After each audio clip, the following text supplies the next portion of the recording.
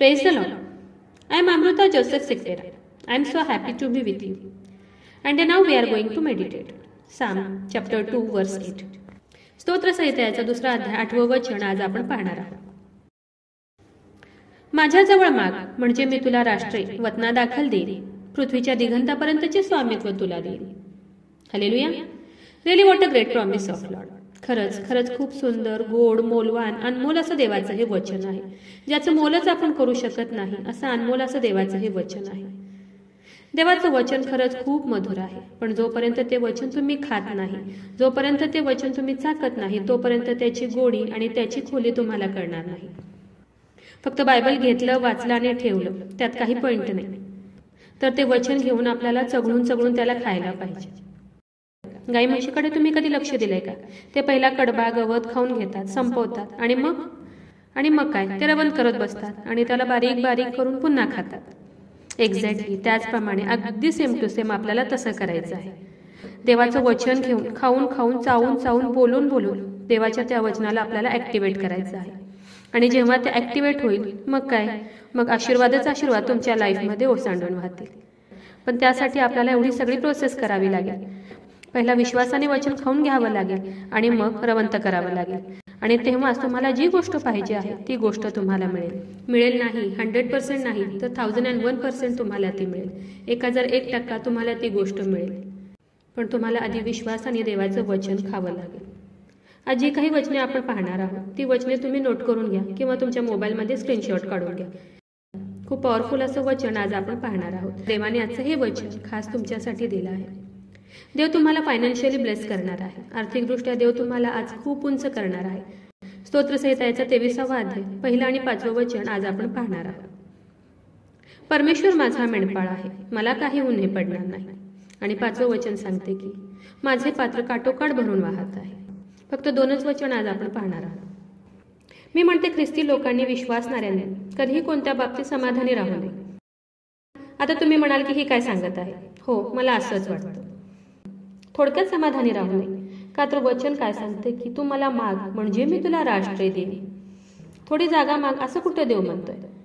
एक वनारकी तू मला माग असं कुठे देव म्हणतोय? किंवा 1000 फूट तू मला जागा माग असं कुठे देव म्हणतोय? देव काय म्हणतोय? जगाचा राजा काय म्हणतोय? ज्याच्या शब्दाने आकाशपृथ्वी निर्माण झाली तो काय म्हणतोय? जगाचा ओनर, जगाचा मालक काय म्हणतोय? तर तू मला राष्ट्रे माग म्हणजे मी तुला देईन. म्हणूनच खूप विश्वासाने म्हणा की परमेश्वर माझा मेंढपाळ आहे, मला काही उणे पडणार नाही. काय पडणार नाही? तर उणे पडणार नाही. तुमच्या लाईफमध्ये कोणत्याही चांगल्या गोष्टीची वाण तुम्हाला पडणार नाही, कोणत्याही गोष्टीची कमी तुमच्या लाईफमध्ये तुम्हाला पडणार नाही.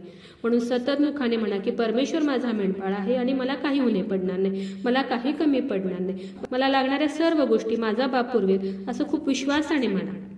आणि विश्वास ठेवा की खरंच तुम्हाला कोणत्याही चांगल्या गोष्टीची वाण पडणार नाही. 5वं वचन काय म्हणतं? माझे पात्र काठोकाठ भरून वाहत आहे. कसे वाहत आहे? तर काठोकाठ भरून वाहत आहे. भरून तर थांबलं आहे का? नाही. तर ते काय होत आहे? काठोकाठ भरून वाहत आहे.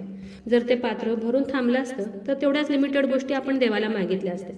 पण वचन काय सांगते की माझे पात्र काठोकाठ भरून वाहत आहे. काय होत आहे? तर वाहत आहे. Oh my God. खरंच देवाचं वचन खूप सुंदर आहे. देवाचं वचन खूप पॉवरफुल आहे.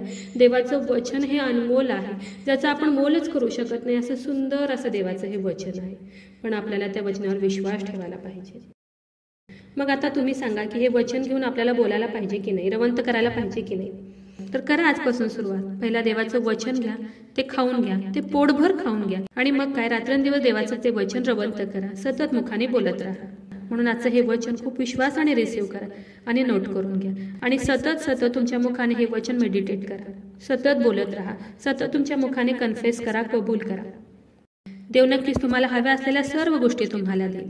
कारण वचन काय सांगतं? तू माझ्याजवळ माग म्हणजे मी तुला राष्ट्रे देईन. हालेलुया. आणि विश्वास ठेवा की येत्या दिवसात देव तुम्हाला भरपूर काठोकाठ झोळीपाठूपर्यंत सर्व गोष्टी देणार आहे. म्हणून म्हणते की झोळी सुद्धा थोडीशी मोठी घ्या, कारण आपल्याला थोडक्यात समाधानी राहायचं नाही.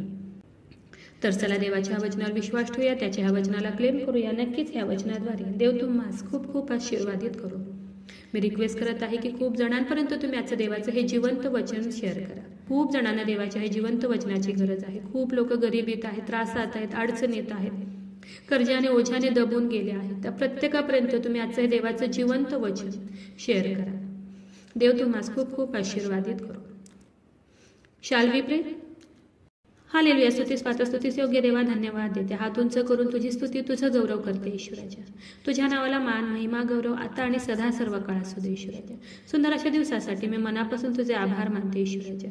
सुंदर असं प्रॉमिस प्रभू ईश्वपा, खूप गोड असं वचन प्रभू ईश्वपा, मधापेक्षा गोड असं वचन देव बाप्पा तू आज आम्हाला दिलं उपकार मानते ईश्वराच्या. हो ईश्वराच्या, तुझं वचन सजीव आहे, सतेज आहे प्रभू ईश्वपा. तुझं वचन कार्य करणार आहे प्रभू ईश्वपा. खरंच तुझं वचन खूप सुंदर आहे प्रभू ईश्वपा आणि सुंदर असं वचन देव बाप्पा तू तुझ्या लेकरांना आज दिलं. उपकार मानते ईश्वराजा, आभार मानते, धन्यवाद देते ईश्वराजा. हो देव बाप्पा, तुझं वचन सांगते की तू माझ्याजवळ माग म्हणजे मी तुला राष्ट्र देईन. हो ईश्वराजा, किती सुंदर किती गोड असं प्रॉमिस देव बाप्पा तू आज आम्हाला दिलं. उपकार मानते ईश्वराजा. हो देव बाप्पा, जेवढ्याने तुझं आजचं हे वचन ऐकलंय प्रभू ईश्वपा त्या प्रत्येकाला तू आज आशीर्वादित कर. फायनान्शियली देव बाप्पा, आर्थिकदृष्ट्या तू आज त्यांना आशीर्वादित कर. त्यांच्या सर्व अडचणी सर्व कमी नासरेत कर येशूच्या नावात आज निघून जाऊ दे देव बाप्पा.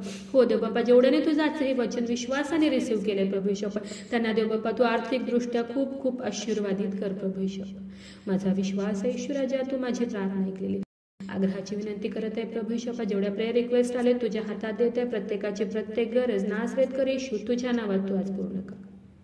आग्रहाची विनंती करत आहे प्रभू ईश्वपा, जेवढे लोक आजारी आहेत, त्रासात आहेत, संकटात आहेत, हॉस्पिटलमध्ये आहेत प्रभू ईश्वपा त्या प्रत्येकासाठी विनंती करत आहे. तुझं स्वर्गीय सामर्थ्य तू त्यांच्याकडे पाठवून दे देव बाप्पा आणि तू त्यांना स्पर्श कर आणि बरं कर प्रभू ईश्वपा.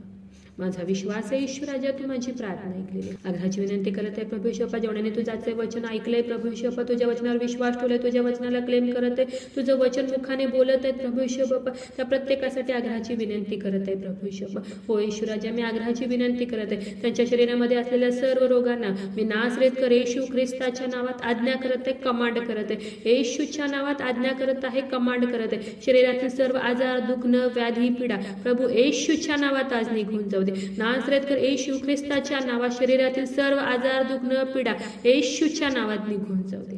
हो ईश्वराजा, माझा विश्वास आहे ईश्वराजा, तू माझी प्रार्थना ऐकलेली. आय प्रे in the mighty name of Jesus. Amen.